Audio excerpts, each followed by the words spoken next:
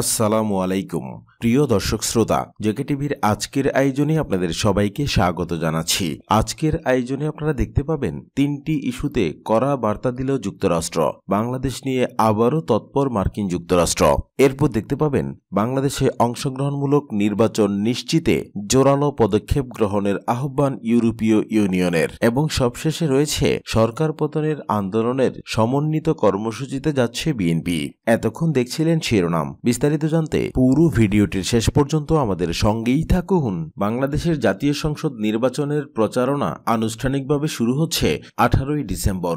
নির্বাচনের প্রচারণা শুরু হওয়ার সাথে সাথেই নির্বাচন নিয়ে মার্কিন যুক্তরাষ্ট্র তৎপর হবে বলে একাধিক কূটনৈতিক সূত্র নিশ্চিত করেছে। তবে এই তৎপরতা যতটা না হবে প্রকাশ্য, তার চেয়ে বেশি হবে গোপনে। এই তৎপরতার মধ্যে তিনটি ইস্যু প্রধানত থাকবে। তার মধ্যে প্রধান ইস্যু হবে মানবাধিকার, দ্বিতীয় ইস্যু হবে নির্বাচন অবাধ, সুষ্ঠু এবং নিরপেক্ষ হচ্ছে কিনা সে ব্যাপারে পর্যবেক্ষণ, এবং তৃতীয় ইস্যুটি হবে নির্বাচনকালীন সময়ের সার্বিক পরিস্থিতি এবং অবস্থান। মার্কিন যুক্তরাষ্ট্র এখন বাংলাদেশের মানবাধিকার ইস্যুতে সবচেয়ে গভীরভাবে পর্যবেক্ষণ করছে। বিশেষ করে গত 28 অক্টোবরের পর বিএনপির নেতাদের গ্রেপ্তার, তাদের বিচার ইত্যাদি বিষয়গুলো সম্পর্কে মার্কিন যুক্তরাষ্ট্র বিভিন্ন উৎস থেকে তথ্য সংগ্রহ করছে। এই উৎসগুলোর মধ্যে গণমাধ্যমের সংবাদ, বিভিন্ন মানবাধিকার সংগঠনের রিপোর্ট ইত্যাদি রয়েছে। এই সমস্ত তথ্য উপাত্তের ভিত্তিতে ওয়াশিংটন মানবাধিকার বিষয়ে একটি অবস্থান গ্রহণ করতে পারে বলে একাধিক সূত্র জানিয়েছে। দ্বিতীয়ত, সরকার ঘোষিত যে নির্বাচন হচ্ছে সেই নির্বাচন কতটুকু অবাধ, সুষ্ঠু এবং নিরপেক্ষ হচ্ছে সেটি মার্কিন যুক্তরাষ্ট্র দেখতে চায়। বিভিন্ন সূত্র বলছে এটি মার্কিন যুক্তরাষ্ট্রের একটি স্বাভাবিক প্রক্রিয়া। যে কোনো দেশের নির্বাচনের ব্যাপারে মার্কিন যুক্তরাষ্ট্রের পর্যবেক্ষণ থাকে। তারা নির্বাচনের বিষয়গুলোকে অবলোকন করে এবং এ ব্যাপারে তাদের অবস্থান পরবর্তীতে জানায়। একটি নির্বাচনকে যুক্তরাষ্ট্র সরকার বৈধতা দেবে কি দেবে না তা নির্ভর করে এই পর্যবেক্ষণের উপর। বাংলাদেশের আগামী জাতীয় সংসদ নির্বাচন নিয়ে যে বিষয়গুলো তারা দেখছে তাতে তার মধ্যে একটি ভাগ হল প্রাক নির্বাচনী অবস্থা, অর্থাৎ মনোনয়নপত্র দাখিল থেকে শুরু করে নির্বাচনী প্রচারণার সময় পর্যন্ত সুষ্ঠু পরিবেশ ছিল কিনা, সকল পক্ষ মত প্রকাশের স্বাধীনতা পেয়েছে কিনা, নির্বাচনে যারা প্রার্থী হয়েছেন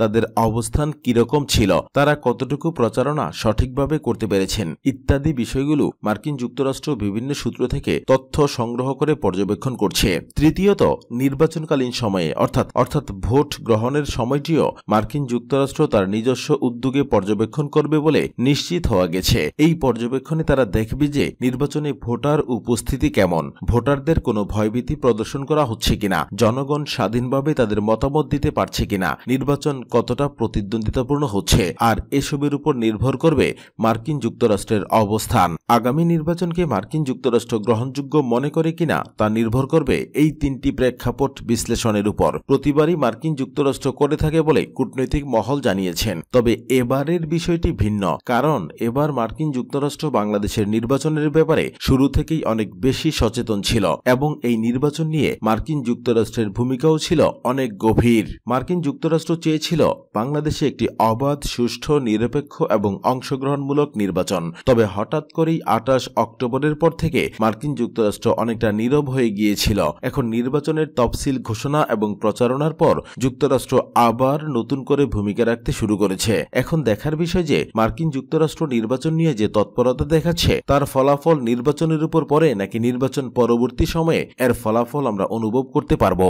এবার দেখুন, বাংলাদেশে অংশগ্রহণমূলক নির্বাচন নিশ্চিতে জোরালো পদক্ষেপ গ্রহণের আহ্বান ইউরোপীয় ইউনিয়নের। বাংলাদেশে অংশগ্রহণমূলক গণতন্ত্র এবং মানবাধিকারের প্রতি সম্মান পুনঃপ্রতিষ্ঠার জন্য ইউরোপীয় ইউনিয়নকে সম্ভাব্য সবকিছু করতে হবে। জোটের বৈদেশিক এবং নিরাপত্তা নীতি বিষয়ক উচ্চ প্রতিনিধি এবং ইউরোপিয়ান কমিশনের ভাইস প্রেসিডেন্ট জোসেফ বোরেলকে এক চিঠিতে একথা লিখেছেন ইউরোপিয়ান পার্লামেন্টের দুই প্রভাবশালী সদস্য। তারা পরিস্থিতির ভয়াবহতা বিবেচনায় বাংলাদেশে মানবাধিকার লঙ্ঘনকারী এবং অবাধ ও সুষ্ঠু নির্বাচন বাধাগ্রস্তকারী ব্যক্তিদের উপর ভিসা নিষেধাজ্ঞা আরোপের আহ্বান জানিয়েছেন। জার্মানির কার্স্টেন লুক এবং সুইডেনের ইলান ডি বাসো বৃহস্পতিবার এই চিঠি লিখেছেন।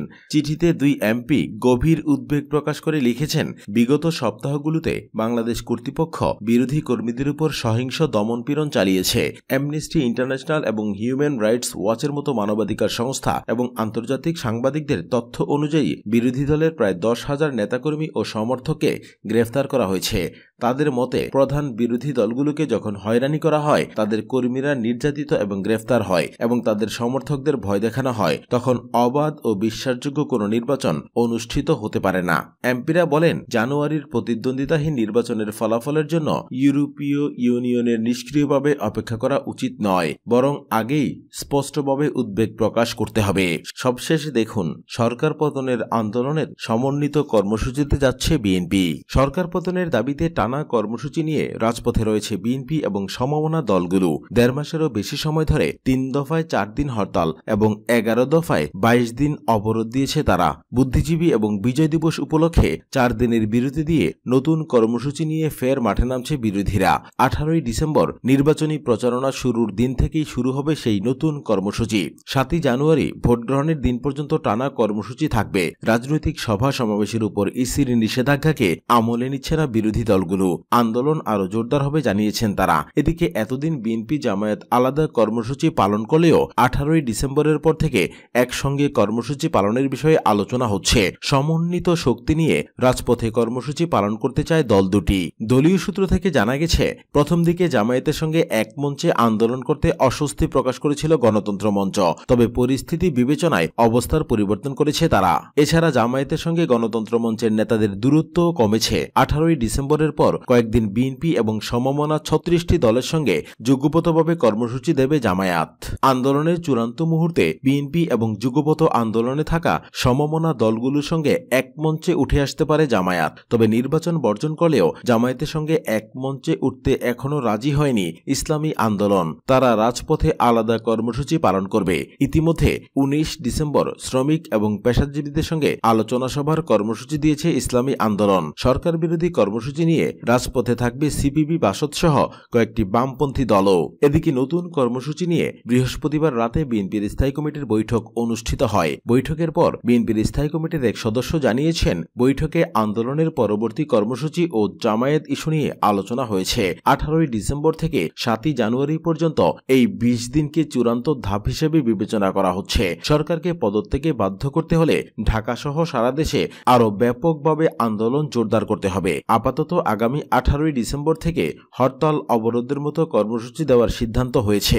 ডিসেম্বরের শেষ দিকে আন্দোলনের গতি বাড়ানো হবে। সমন্বিতভাবে আন্দোলন করে সরকারকে পদত্যাগ করতে বাধ্য করা হবে। এদিকে ১৬ই ডিসেম্বর বিজয় দিবসের র্যালিতে ব্যাপক সমাগমের প্রস্তুতি নিয়েছে বিএনপি। ইতিমধ্যে র্যালির অনুমতির জন্য ডিএমপিতে চিঠিও দিয়েছে। গতকাল পর্যন্ত ডিএমপি থেকে অনুমতির বিষয়ে সিদ্ধান্ত জানানো হয়নি। তবে বিএনপির একটি সূত্র জানিয়েছে, বিএনপির সিনিয়র এক নেতা জানান, জামায়াতকে ছাড়া যুগপত আন্দোলনে থাকা অন্য কোনো দলের দেশব্যাপী মাঠের কর্মসূচি পালনের কর্মী বাহিনী নেই। তাই বর্তমান পরিস্থিতিতে সরকারকে বড় ধাক্কা দিতে হলে জামায়াতের সঙ্গে সমন্বিত শক্তি নিয়ে মাঠে নামতে হবে। ইতিমধ্যে জামায়াতের সঙ্গে বিএনপির নীতি নির্ধারণী ফোরামের একাধিক বৈঠক হয়েছে। নীতিগতভাবে এক মঞ্চে আন্দোলনের সিদ্ধান্তও হয়েছে। গত মঙ্গলবার রাতে ঢাকা মহানগর বিএনপি এবং ঢাকা মহানগর জামায়াত আন্দোলন ও জোট নিয়ে ভার্চুয়ালি সভা করেছে। সভায় দল দুটির মহানগরের সিনিয়র নেতারা উপস্থিত ছিলেন। এছাড়া দেশের বিভিন্ন মহানগর এবং অধিকাংশ জেলায় বিএনপি এবং জামায়াত নেতাদের সঙ্গে বৈঠক হয়েছে। ওইসব বৈঠকে আন্দোলন সমন্বয় করার জন্য জেলায় জেলায় দুদলের সমন্বয়ক কমিটি গঠন করার সিদ্ধান্ত হয়। বিএনপির নীতি নির্ধারণী ফোরামের এক নেতা জানান, আওয়ামী লীগ এবং বিএনপির পর দেশের তৃতীয় রাজনৈতিক শক্তি জামায়াত। সারা দেশে জামায়াতের সাংগঠনিক ভিত্তি অনেক মজবুত।